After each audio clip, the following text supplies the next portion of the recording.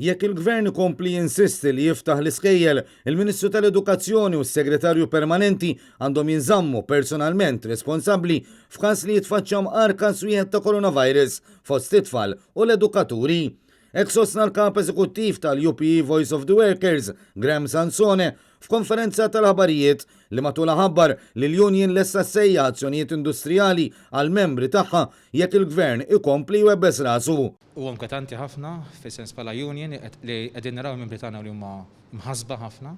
U raġunijiet huma sempliċi minħabba li nafu li s'issa m'hemmx protokoll u m'hemmx viżjoni. U dan il-ħaddiema jridu jippjanaw għal xhur li ġejjin għax nafu li talim online u talim face to face huwa totalment differenti.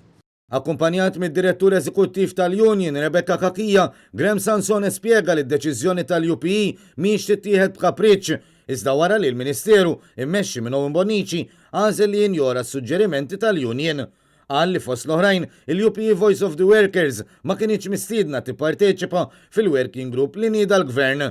Il-Kap Eżekuttiv tal-UPE qal li 87% tal-edukaturi ma jixtiequx jirritornaw fil-klassijiet la darba s-sitwazzjoni baqgħet ma tjibitx u ma stess mhux lesti jibatu lil uliedhom fit-28 ta' Settembru meta suppost jinfetħu mill-ġdid l-iskejjel.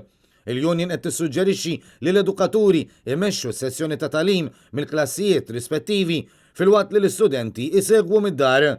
Dan jista' jsir wara li jingħataw taħriġ u laptops adekwati kif ukoll b'sistema aħjar ta' tqassim ta' noti lill-istudenti.